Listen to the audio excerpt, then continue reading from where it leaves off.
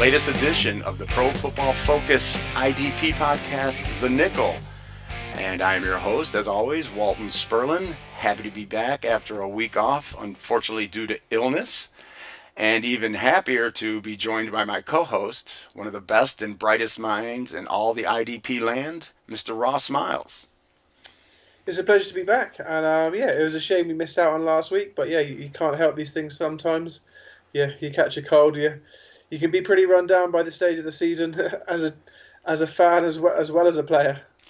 Exactly, and the way my Lions have been playing, they were on a bye last week, but not a lot to be excited about, although I am sorry we didn't get to break down that Lions-Saints game because that was quite the IDP bonanza. But, just like in the NFL, there's being injured and there's being, playing hurt. And I consider last week I was on IR. I just couldn't talk. This week I'm not 100%. Maybe we consider me hurt, but you know what? We can play hurt, and there's no way we're missing 2 weeks in a row. So, let's get to it. We'll follow our format that the folks are used to, or we'll talk about some news and injuries. We'll break down the positions with a look, a look back at week 7 and then a look forward to week 8. So let's go ahead and start with some of the news and injuries. Big news that happened. The 49ers released NaVorro Bowman, and didn't take him long to find a new home. It didn't. He had interest from multiple teams. Ultimately, the first team he visited, he signed with, and that was Oakland. Unfortunately for Dallas, they probably would have quite liked to grab him. He did get some interest from that way. They've definitely had issues at the linebacker position this year with Sean Lee going down, so they would have liked to have some pretty safe insurance in Bowman. But still, he's a Raider now. Signed a 1 year, £3 million contract. He isn't the player he once was in pass coverage due to multiple knee injuries, but he's a pretty good player still, and he didn't have a bad game, did he, this week on Thursday night in his debut? I stepped in on a short week. I played, I believe, 60 to 62 snaps, finished, I think, with a 6 solo, 5 assists, 11 tackles, so that's double digits. And, for me now, with the linebacker situation in Oakland, I think Bowman's really the only linebacker you want to touch there. Corey James is dealing with a knee issue. I believe he was a scratch for that game. Obviously, probably gave him a lot of interest in signing Bowman ASAP. So for me, he's about the only guy you're gonna want to touch from that Oakland linebacker situation. Yeah, I can't see anyone else really that jumps off the page. It's got to be Bowman. Yep, and we'll stick with the linebacker position. Now we'll talk a little bit about an injury, and this was something that I was concerned about in the preseason when we were breaking down positions. And the main reason why I didn't have Luke Kuechly as my number 1 linebacker, and he missed last week with a concussion and appears to still be in the protocol. And as I said, Ross, this is a murky situation, especially with his concussion history. It certainly is. I mean, taking what we know, this is a guy who missed 3 games in 2015. He missed 6 in 2016, all due to concussions. He's already missed 1 game now in 2017. Now, there were definitely mixed reports coming out of the game. He got injured in the Thursday night loss to Philadelphia. The first report suggested he had cleared the protocol. Obviously, as the week progressed, and we actually heard from the Panthers, that wasn't the case. And, he didn't suit up this week in week 7. There's still question marks over week 8. Have you heard anything else? No, that's about where we are right now. Obviously it's early in the week. Practice reports will start to come out, and we'll get a better idea. But again, like I said, this is a concern. Just as you mentioned, just because of the history, and it's it muddies the situation there. Kind of like I was talking about Oakland. I mean, you got Shaq Thompson, Thomas Davis. I believe David Mayo got the start, but as I looked at the stats, he only played 28 snaps. So, obviously he wasn't like a plug and play for Kuechly. So again, that's a situation we're going to have to carefully monitor the practice reports out of Carolina to see, how he's progressing through the protocol. I think, I agreed. I mean, the interesting takeaway here is how do the Panthers move forward? This is a lingering issue. We were kind of talking in the last few weeks whether Shaq Thompson was going to step up. We'd seen him potentially, already starting to assume a few snaps from Thomas Davis, who is obviously, a well-established veteran now. For the Panthers, they're going to want to roll with Kuechly and Thompson moving forward, long term. But this issue and Davis's age, that's got to be a slight concern for anyone apart from a Shaq Thompson owner in dynasty formats. Yeah, I believe you're right there. Yeah, Davis's role has really been somewhat diminished. And of course, last week's game was kind of an outlier in that the Chicago offense wasn't really on the field that much. So yeah, but I think Thompson is the guy that we're probably going to really want to concentrate on, or as you said, especially in dynasty formats. And like I said, Davis seems to be getting phased out a bit. But now we'll move along to a little bit better news injury-wise, and that's the Tampa Bay Buccaneers got a few of their big-name players back in Quan Alexander and T.J. Ward returned, and Levante David's back on the field. So, it didn't really help them pull out a win, but talk a little bit about the situation of those players. Yeah, there's actually quite a lot of variation going on between these guys. So we'll touch on Levante David first. Now, he's a player who obviously had sort of faded a little bit from the IDP limelight last season, but it didn't look like he was going to really be recapturing it too much with his Week 6 performance. He only had 4 total tackles, I think, maybe 3. But he had a big splash play, one of many over the next 2 games. So it was one of those weeks where I looked at David's score and thought, look, he's done his owners a favour there with the splash play. He's bailed them out, but the 4 total tackles was a little bit concerning. He followed up this week with 14 total tackles. So over the 2 weeks, he's had 17 total tackles, 3 forced fumbles, 2 fumble recoveries, and a touchdown.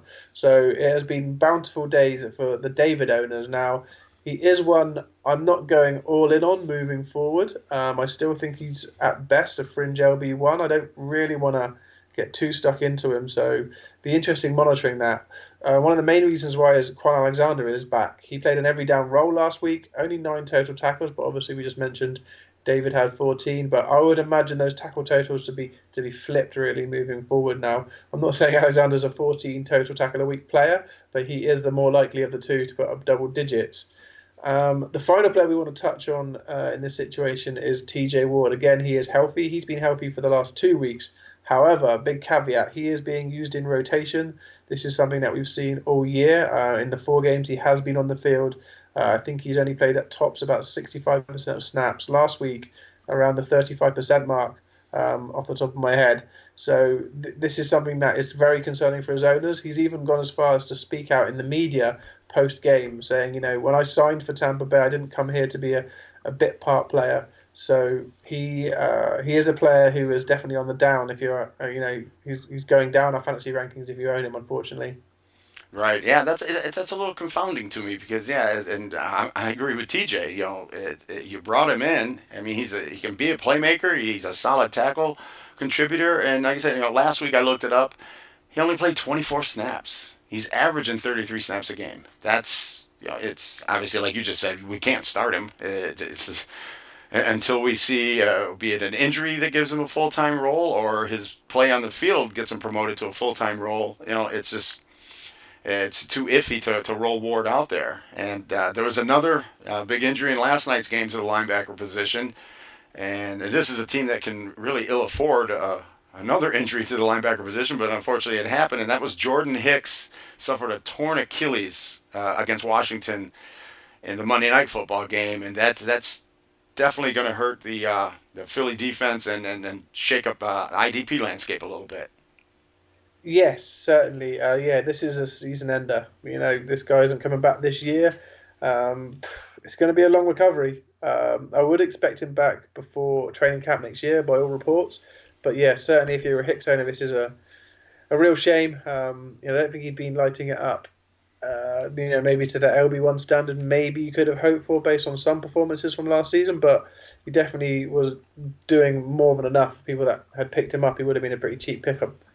But yeah, so looking who's going to replace him, Nigel Bradham's going to stay on the field. Michael Kendricks is probably the guy we're going to turn to, someone who, we had high hopes for in fantasy several seasons ago, hasn't really panned out, lost his job, seemed well out of favour in Philadelphia. But yeah, he is likely to be back in. And of course, he was inactive on Monday night. So it's, like you hinted at, Wally, it's been difficult for the Eagles. They are pretty thin at the linebacker position. Right, they're going to need Kendricks back on the field because he had actually been performing pretty well, even in what appeared to be looking at a snaps rotational role. But he had, I believe, it might have been in week 6 or 5. I don't have those notes in front of me. I have my week 7 notes. But I believe he had double-digit tackles while playing less than half the snaps. So I think he was a guy that his name was coming up in trade rumors in the offseason and even early this season. But they could end up being happy that they kept him because, as you've mentioned, they're getting down to the nitty gritty as far as linebackers to field, and another linebacker who we were waiting to return finally did last week for the 49ers. That would be Ruben Foster, and well, it didn't go quite as planned. No, it didn't. Yeah, returned from a 5-game absence, only to leave the field with what we believe to be a rib injury. This is someone who we flagged in the preseason as having an injury issue as well as some off the field issues, and it certainly has lived up to that. At least on the injury standpoint, he's had several dings now since becoming an NFL player. Yeah, and that's unfortunate because he was actually playing well week 1 before he got hurt, and I jotted it down. What was he doing last week? He had, he was 2, 3, 5 tackles. He had played 53 snaps. I'd say the one thing to keep an eye on, which I found surprising, is that Ray Armstrong last week ended up playing only 27 snaps. And I know he's dealing with an injury a little bit. He was limited in practice, but I thought that they'd find a way to keep both those guys on the field, for 3-down roles, but that didn't appear to be the case. But it looks like if Foster's going to miss some time with this, then Ray Armstrong's going to retain some value. Yeah, I think so, and it might be. Ray Armstrong may be a guy who gets name dropped when we get to the matchups, Wally. So, spoiler alert. That's it. Like I said, we call that a tease. And now we'll kind of close it down with the secondary as far as talking about injuries. The first one is a season ender, and that is rookie Malik Hooker of the Indianapolis Colts. He tore his ACL and MCL, and that's tough news for a team that's dealing with injuries on both sides of the ball. Yes, that is far from ideal. And, Hooker had been an impact player for them on the defensive side. He picked up 3 passes in his first 6 games. So, whether, he was going to continue on that run, I'm not quite sure. But he certainly showed an ability to grab one out of the air. Yeah, and as you mentioned here in the notes, he was a nice ball hawk. And hopefully the Colts will be getting Clayton Geathers back soon, and that might make up just a little bit to help out that secondary. But again, that's a team that's just kind of really struggling on both sides of the ball. And we'll talk a little bit about that more as we break down different positions. And then one final Bills safety, Jordan Poyer, suffered a sprained MCL, so he's going to probably miss multiple weeks. So that's a tough break for a player that had really been breaking out. Certainly, yeah. I mean, played every single snap on defense so far this year. He was towards the top end of the DB2 scoring tier. He'd been an absolute bargain. He was exactly the kind of player that we would have advocated drafting or picking up off the waivers. It's one of the reasons why you should wait at defensive back. But yeah, even more frustrating for him. He suffered the injury on the failed lateral play right at the end of the game. So it was one of those silly plays that's going to work one time in a million. He's ended up suffering an injury. They've suffered an injury. It's going to knock out the starting safety. Yeah, I know. That's it. What there was that's insult to injury there. Getting taken out on a play like that. Sure, they can be fun to watch sometimes, but then when something like this happens, it's not worth it. All right, let's turn our attention to the defensive lineman position, and we had quite a few really impressive performances, and we might as well start talking about a couple guys on the same team as the Jacksonville Jaguars, who I believe they've changed their nickname now to Saxonville. Both Calais Campbell and Yannick Ngakoue had very nice weeks. Yes, they did. They just continue to tear it up. Calais, I know, luckily we flagged him in the preseason where we showed that prescience to say this Jacksonville line. Campbell's now there. It's been monstrous. As you said, Saxonville, Campbell, 4 total tackles, 2 sacks and a forced fumble. Never reached double-digit sacks in his career, and he's already got there by week 7 on this defensive line. He's also on pace for 60 total tackles. I believe he's probably a top 5 defensive end, maybe even top 3 in most, if not all, scoring formats. One hell of a season for him. He's definitely earning the money he would have requested in that free agency move. And as for Ngakoue, another great game. The 2.5 sacks, 4 total tackles. He's now had 6.5 on the year. He is much more of a boom or bust play. He hasn't got the total tackle numbers on a weekly basis that Campbell has. And if you look at his sack totals as well, I believe he's had 2.5, and blanked in the other game. So he's not an every week play, but if you can get him in the right matchup, he is someone you want to plug in. Right. Yeah, that's exactly right. Yeah, the youngster. Having a good year, but as you said, they're boom or bust. So try and pick your poison with him on the weeks that you want to play him. And then there are a couple of veterans, names that we'll all recognize from the IDP world that had big weeks, and one I'm especially happy about because in last week's Start Sit article, which of course I wrote on cold medicine, I suggested starting this player from the Dolphins, and he rewarded us with a pretty big week. Yeah, Cameron Wake, 4 total tackles, 2.5 sacks. This is a guy who is definitely on a bit of a hot streak. He has had a sack in each of his last 5 games.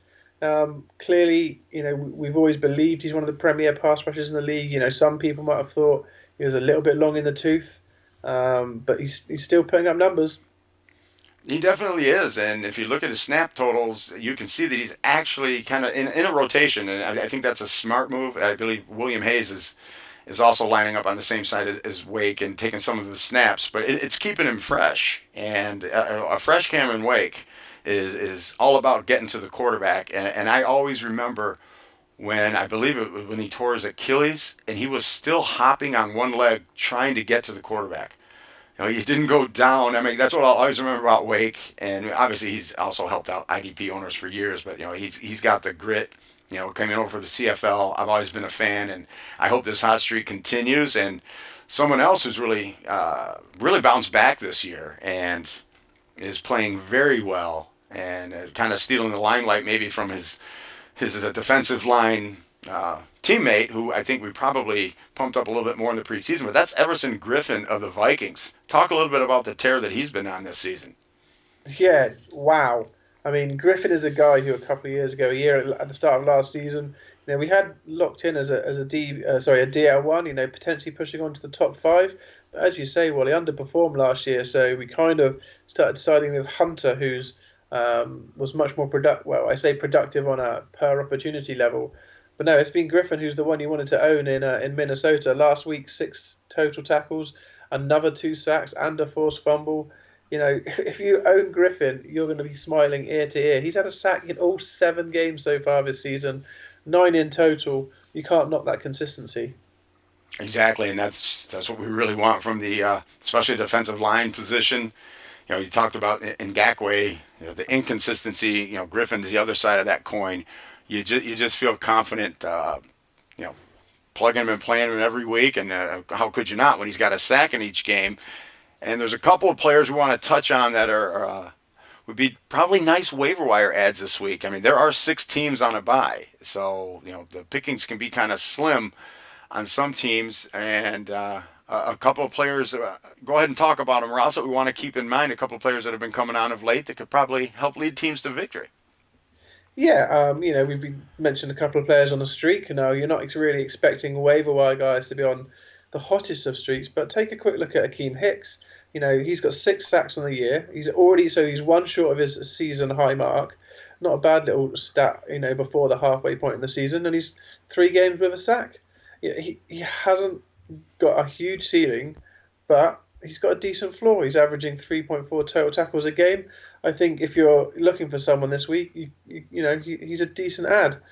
If you want to flip to the other side of the field in the same game, because the Bears have been a pretty porous offensive line, you can get some points if you're an edge rusher against the Bears. So how about Alec Okafor? He's had a sack and a forced fumble in 3 of his last 4 games.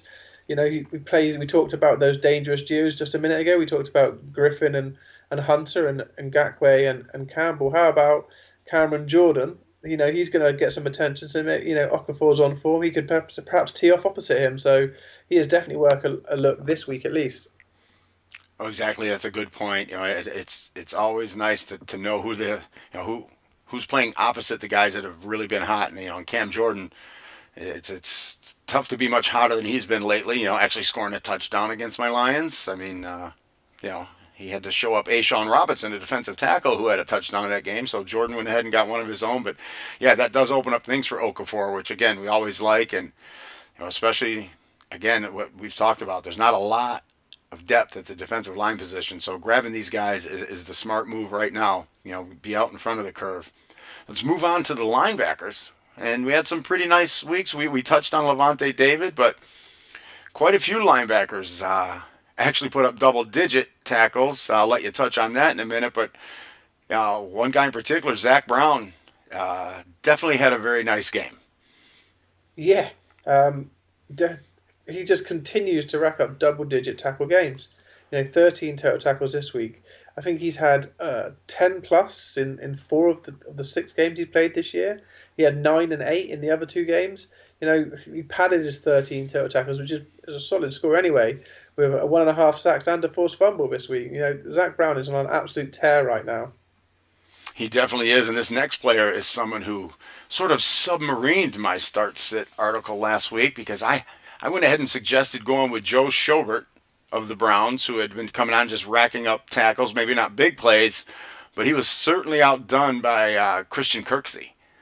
He certainly was. I was with you, Wally. I would have happily, and I think I did on this very podcast, make the case for Schobert over Kirksey, and I was happy with that point, and I believe that the data was backing us up, but the last 2 weeks it's been ebbing back in Kirksey's favour. He had 17 total tackles this last week. Only 8 solo, but he did add a forced fumble. 10 total tackles a week before, so where we thought things were sliding Schobert's way in the tackle totals, I think maybe Kirksey's reasserting himself. Yeah, that appears to be the case. And again, like you said, we touched on Levante David. Very, very big day. And another big day for somebody who's been racking those up. And we touched on his brother a bit earlier. This would be Eric Kendricks of the Minnesota Vikings. Yeah, didn't add too many splash plays, but he did get 13 total tackles last week. That means double-digit games back to back. It really was a week, Wally, where linebackers were racking up 10 tackles with ease. I think we had 17 players in total. I had to kind of cut the list short here. I was looking at all these great players had double-digit tackles. I was like, we could probably spend 20 minutes on this alone, but there are a few guys that did have double-digit tackles last week in the waiver wire section. Yeah, we'll definitely, we'll move right along right now and talk about some of them. And these are some guys, again, don't sleep on them, and Ross does the great waiver wire article every week at Pro Football Focus. So make sure you check that out. And, of course, listen to us.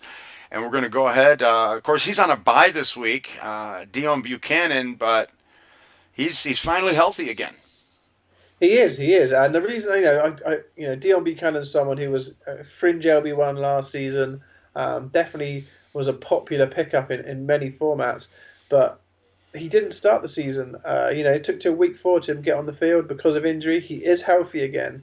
He didn't have the fastest starts even when he did get on the field. He has been an every down player each of the last 3 weeks, but it's only the week gone, week 7, where he finally hit 10 plus total tackles for the first time. So if you're in a league, it's quite probable in shallower leagues that Buchanan got dropped. Didn't suit up weeks 1, 2, 3. I think he had like a handful of tackles week 4, and I don't think he broke 6 or 7 tackles in the next 2 games. So I wouldn't be surprised to see people kicking him to the curb now. Definitely looked healthy last week, so for me, he's an easy pickup if he's there. Keep rolling with his other pickups. Blake Martinez. Now, I know we've mentioned him quite a few times, but come on, this is a guy who has LB1 numbers over the last 4 weeks. He's a top 6 scorer in point per opportunity in tackle-heavy scoring systems, balanced scoring systems, and big play scoring systems. I almost want to say this is the last time we're going to mention him because we've run it into the ground, but this is someone who must be owned in all formats now. And finally, someone to touch on is Danny Trevathan. He in his last 4 times he's been on the NFL field, he's got 10 plus points. Obviously suspended in week 5, but what I like about Trevathan's scoring profile is he's actually shown a bit of dynamism in the way he's picked up those points. Weeks 3 and 4, I believe, he had over 10 total tackles. And in the most recent weeks, he's used splash plays to get over there. I think he's only had 5 or 6 total tackles, but he's had a couple of sacks, a fumble recovery, and an interception over the last 2 weeks. So he is, again, someone you might want to go and grab if he's available.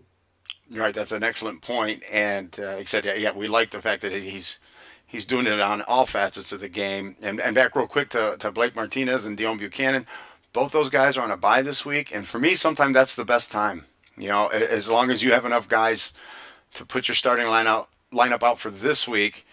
And sometimes people will drop players just because they're on a bye. Maybe a Buchanan owner doesn't have enough room, or Martinez. You know what?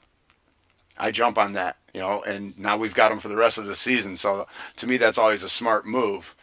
Agreed. And another reason why I like to do it, Wally, is like you say, if they were on the waiver wire anyway and they're on a bye, they can get looked over.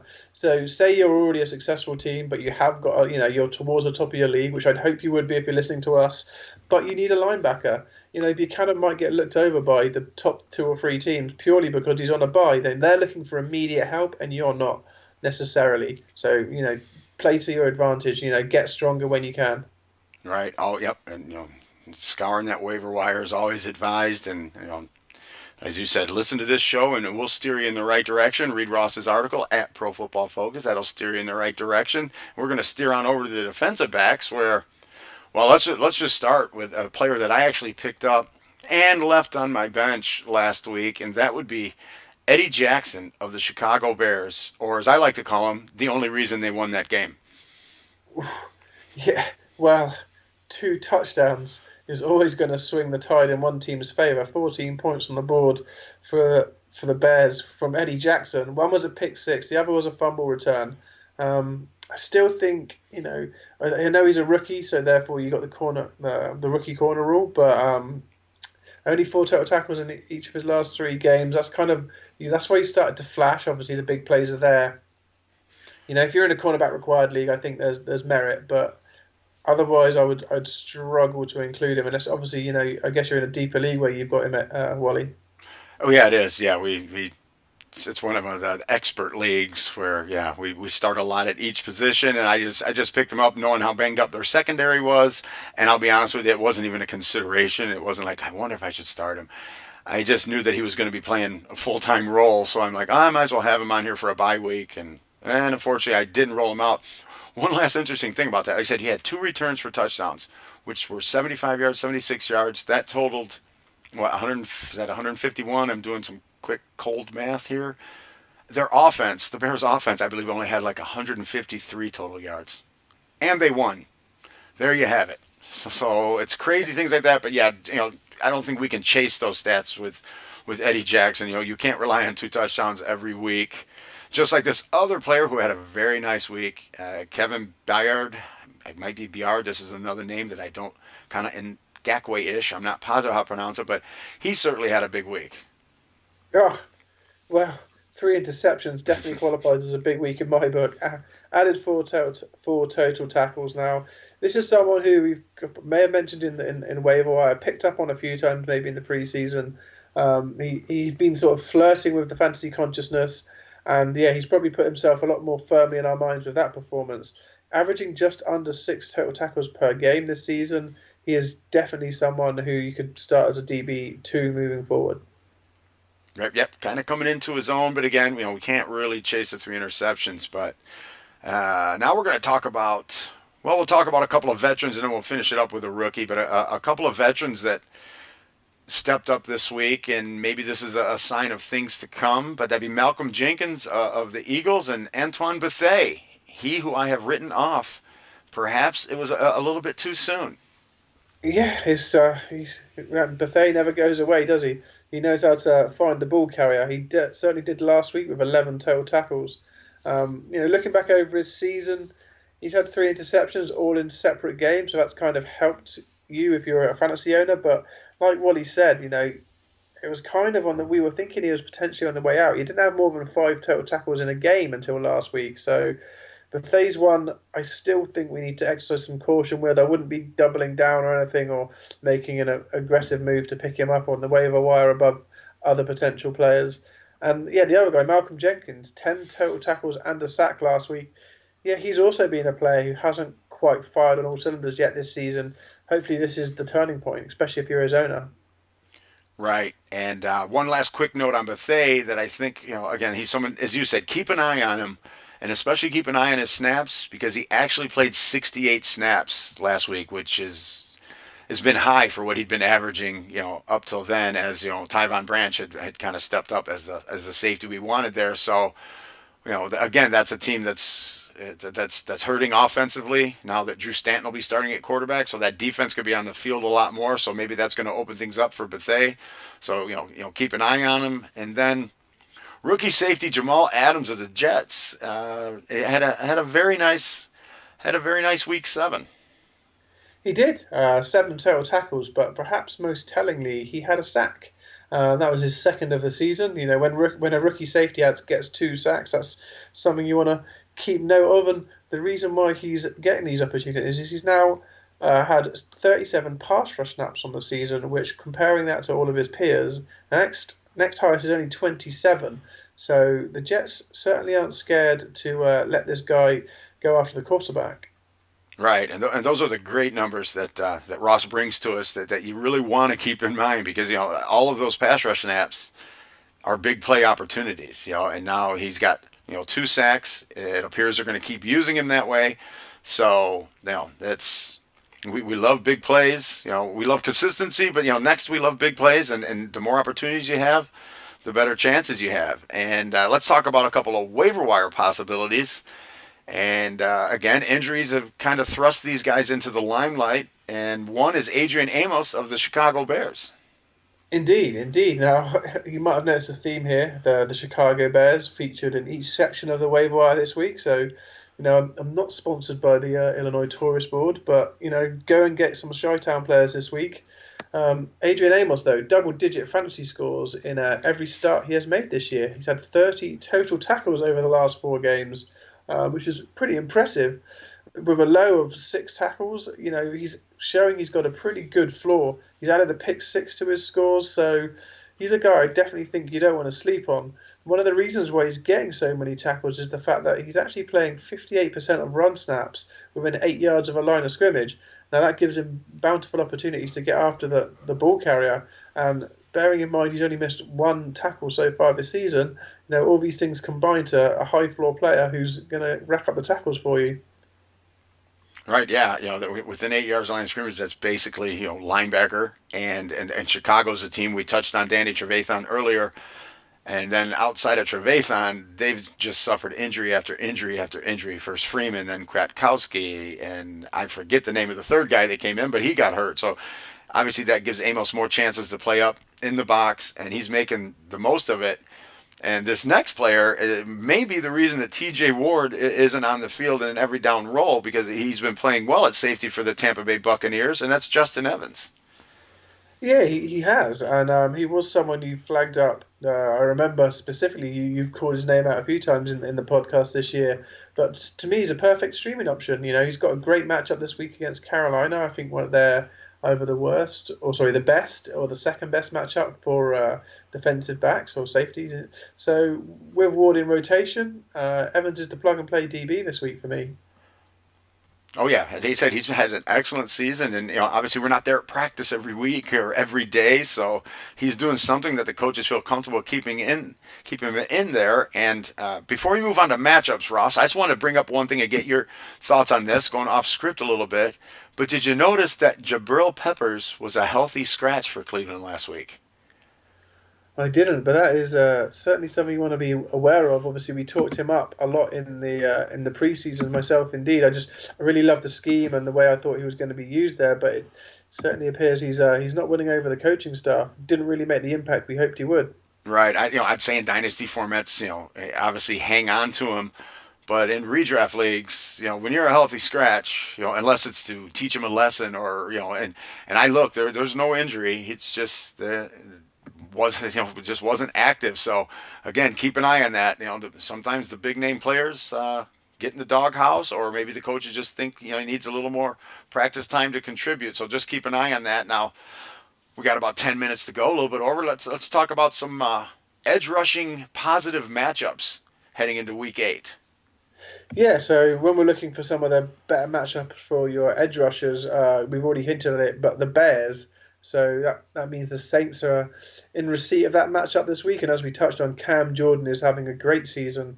He's racking up points left, right, and centre, so he should firmly cement himself as a DL1 this week. And again, waiver, we've talked about him before, but Alex Okafor is a guy I think might be worth grabbing on the waiver wire.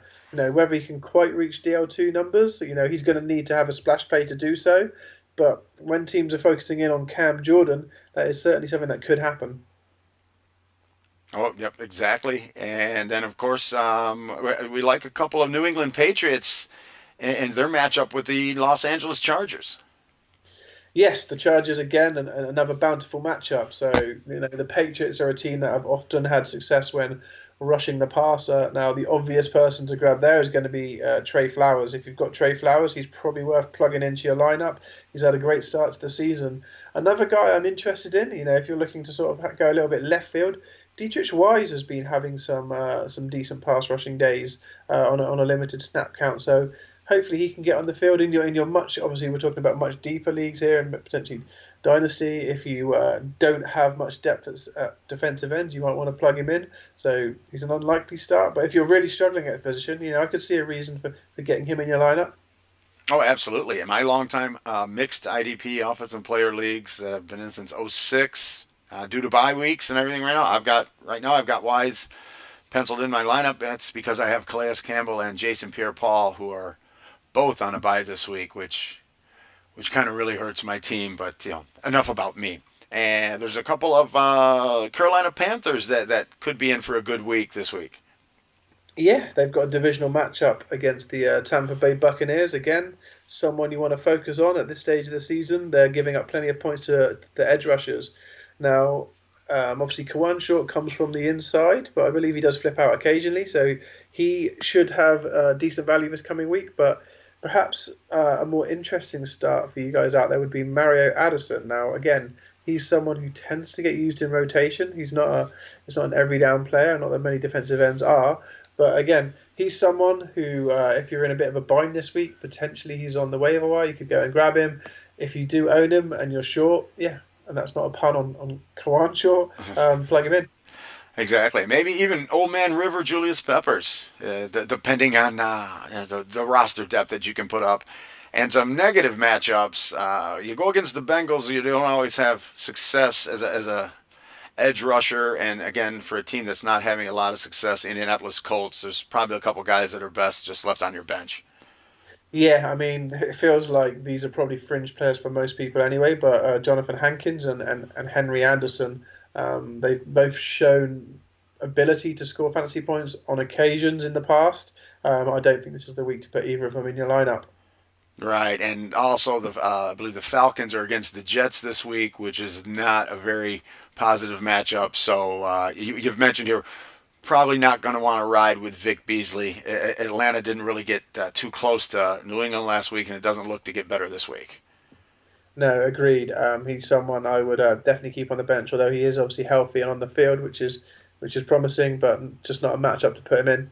Yeah, and speaking of that Indianapolis-Cincinnati game, I'm going to throw one thing again, a little bit off script here, but if there's ever a week that Carlos Dunlap is going to get his season going, because he's got one sack on the year, he's outside the top 70 in scoring, it might be against these Colts. He could be somebody to do it, because they gave up 10 total sacks last week to Jacksonville. 9 of those sacks went to defensive linemen. So for me, this is, if Dunlap doesn't get something done this week, then it could be time to move on.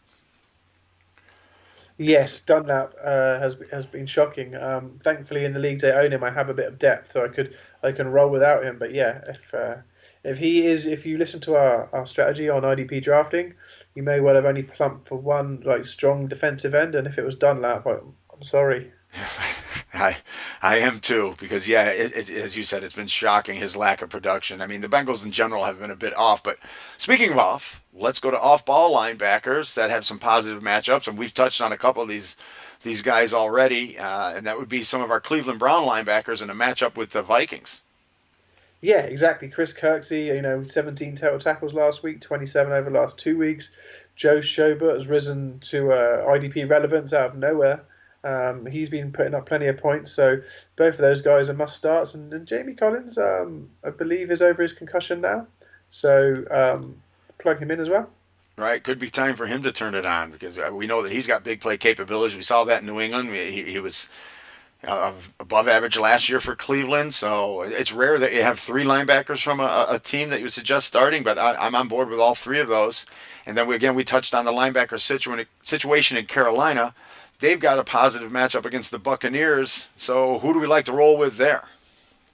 Yeah, obviously Luke Kuechly, if he's on the field, but all things are pointing to he won't be. So Shaq Thompson and Thomas Davis, two guys who you should be pretty au fait with. If you own either of those guys, you want to plug them in this week. Yep, and back to the Patriots, and this has been a surprising player, and he's been playing quite well. And every time he does, it digs at me a little because my Detroit Lions traded this player to the Patriots last year. Now he's got a Super Bowl ring and a positive matchup this week against the Chargers. Yeah, Kyle Van Noy. The Lions traded him. I think I cut him in the fantasy leagues I owned him in. So he wouldn't be the only team that got it wrong on, the only people that got it wrong on Kyle Van Noy. But yeah, this week he is someone who's playing an every down role or a three down role at least for the Patriots. The Chargers have been a great fantasy matchup for both defensive linemen and linebackers. So plug him in.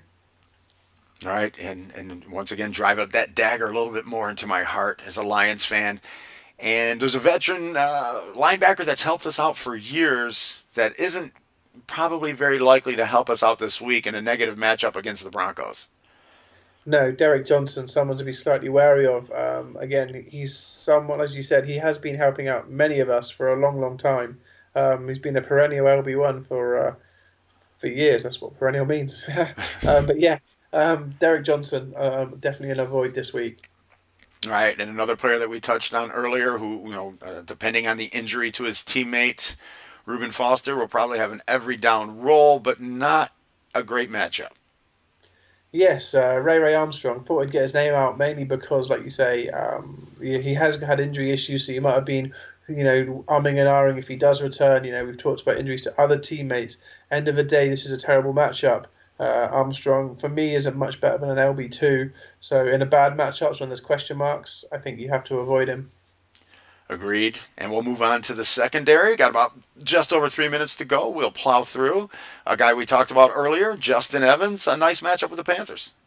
Yes, Justin Evans. Obviously, we've talked about how TJ Ward isn't getting what he wants. The Panthers have been a great matchup. When you're looking at the defensive backs in the Bucks secondary, Justin Evans is the guy you need to turn to this week. Right, he may not have an Eddie Jackson day against the Panthers, but he should have a productive day, and a couple of productive days could be in store for a couple of, the Oakland Raiders? Yes, it is. Carl Joseph, that's a guy who, we probably talked up in the preseason, talked about how he's a bit of a tackle monster. This is definitely a week he can get that rolling, and don't look past Reggie Nelson if he's on your roster. He is definitely a veteran, but he's had some pretty good days. I think he's playing quite near the line of scrimmage on a regular basis, so this could be a bountiful day for him. Yep, and another Charger we like, Jaleel Adai against the Patriots.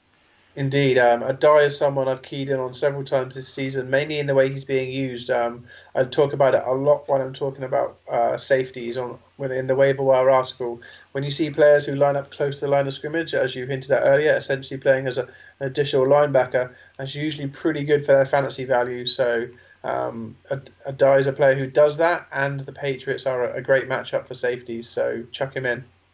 Exactly, and Ross being the psychic IDP mind that he is, in some negative matchups, I see the name that you mentioned down here against the Minnesota Vikings, who we just touched on. That would be Jabril Peppers, and there's a couple reasons now to not play him. Yeah, exactly. Yeah, so obviously you want to avoid him if he's an active scratch. If you own him, that's definitely not good for his fantasy value. But again, the Vikings have been a poor matchup for opposing safeties. So even if Peppers is not on the field, don't even think about plugging and playing his replacement either. Right, yeah. Like I said, the Browns may make that decision for fantasy owners, but again, if he is active, I'd say he's a wait and see till he starts to produce. And then there's a couple more safeties that aren't likely to produce due to their matchups, and they're in the same game. They are Eagles Niners. Jaquiski Tartt, he's someone who we like. He's taken over the role that Eric Reid was playing. He's putting up plenty of fantasy points, or at least he has been. This is not the week to expect that from him. Hopefully, if you're a Tartt owner, he wouldn't have been one of your go-to guys at the start of the season. You'll have depth from other parts of the roster, so you can keep him firmly on the bench. Malcolm Jenkins, on the other hand, is a guy who we just talked about how he was slightly getting back into form with his 10 total tackles and a sack. He hadn't had the best of seasons until now, and I'm wondering if that vein of negative and poor form could continue against a Niners team that doesn't like coughing points up to their opposing safeties. All right. And there you have it, folks. We come in right on time every week with all the information and advice you need to dominate your IDP league. And I'm going to let Ross take it home as I look forward to doing this once again next week. Indeed, Wally. It was good to reconnect and get to talk through what's been going on. You gave me a little bit of a point about Jabril Peppers, which is useful. I didn't have him any teams, but certainly won't be trying to make too many dynasty bids for him, that's for sure. But until next week, adios amigos.